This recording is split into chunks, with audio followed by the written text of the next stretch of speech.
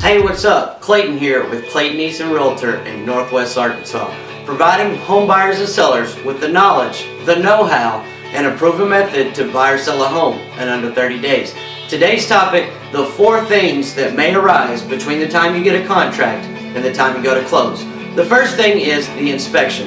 A lot of people think that their home is better than everyone else's home in the neighborhood and that there's nothing wrong with it.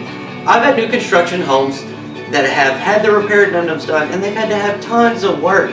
Look, every home has a few problems that could go awry. The first thing you could do is to have the house pre-inspected. It costs a little bit less than a normal inspection, but will catch all the major things that you need to fix.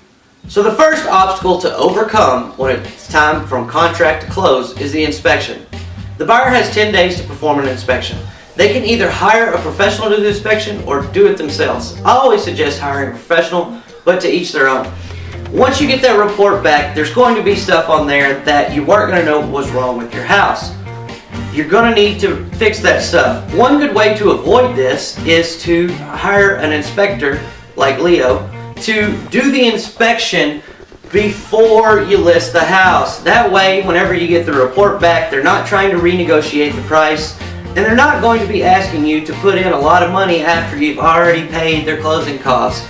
90% of sellers are paying buyers' closing costs right now. So if you already feel like you're giving a lot because you got, a little bit less than asking price and you're paying all the buyer's closing costs, you don't want to have to do a ton of repairs. So one way to handle this is to have the home pre-inspected. It's a little bit less than a regular inspection on the house and will catch most of the major issues that could be wrong with your house. The second obstacle to overcome when dealing with contract to close is actually responding to the inspection report. The inspection report, they're going to put pretty much everything on there. It's kind of like a negotiation when you got an offer on your house. The buyer's lender asks the buyer or says you can get up to this amount of money. The buyer's lender wants them to get as much closing costs paid as possible so that they can make some money on closing the deal. What you're not going to understand is that when you go to respond to the inspection report, they're going to most likely list things that are just suggested repairs.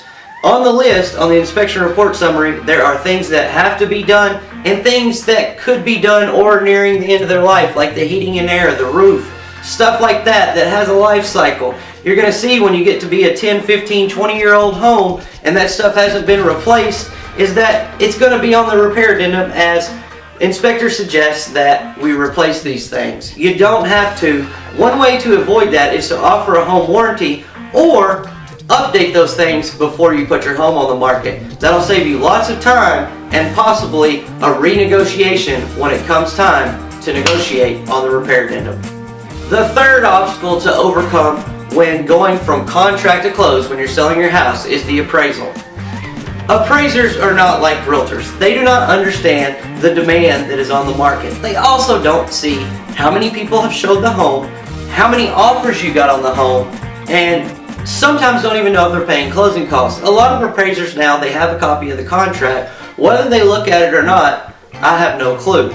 There's another thing that is big right now on appraisals is that I've seen is that it doesn't really matter if the home is 3 bedrooms or 4 bedrooms.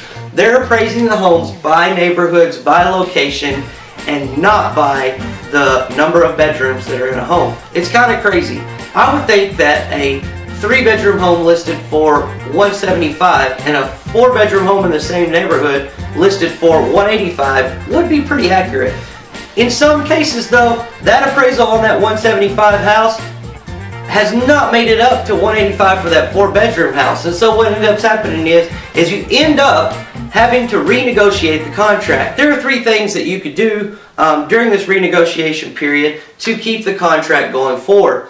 The only problem you're going to deal with is with the loan. The purchase price on any loan does not usually matter. On an FHA loan, the house has to appraise for the loan amount or whatever they put in on page 2 of the contract.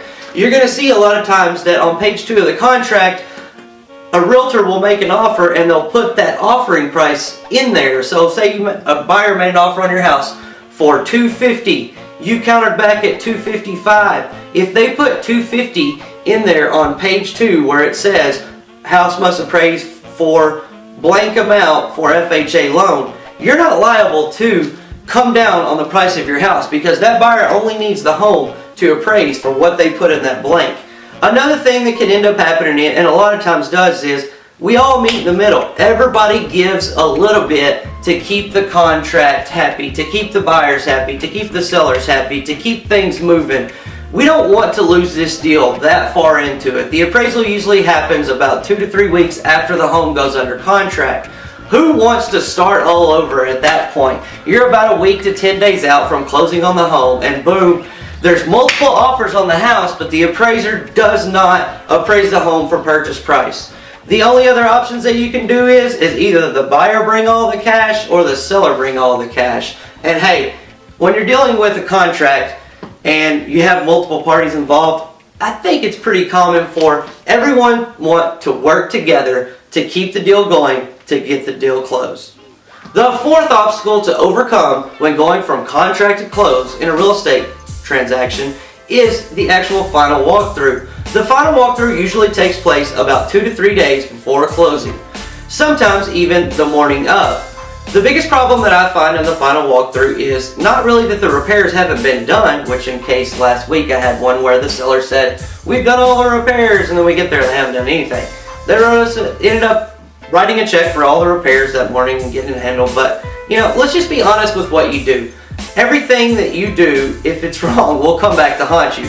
Karma, I know. So back to my point is that what usually happens is, it's not that the repairs aren't done on the final walkthrough. And it's not that the people moved out and dinged up the walls like you always hear people talking about on TV. The biggest problem is that they try and do the repairs themselves, save a little money, instead of hiring a professional. And what ends up happening is that morning of the final walkthrough, a day or two before closing, the buyer comes in and they may bring their inspector back. This is about 50% of the time the buyer will pay $100 to have the inspector come back and check out what he said was wrong with the house and if it was repaired right. The biggest thing I see is that with people doing the repairs themselves is that they haven't done the repairs right. A lot of the repairs, if they're electrical, HVAC, or plumbing, require a professional doing them. The seller is usually not licensed in those areas, and the repairs end up being done wrong. And so what that ends up happening is you get a day or two before closing, and there ends up being another renegotiation period right then and there. The biggest thing I can tell you is to have your home pre-inspected. Have someone come out, check all the main things like the heating and air, the roof, the attic, the electrical, the plumbing, to make sure that once your home is under contract, that it's going to go to close. If you like this message or know someone who would, feel free to share it on one of your social media profiles. This is Clayton Eason with Clayton Eason Realtors, reminding you that I have that proven method to buy or sell a home in under 30 days. Later.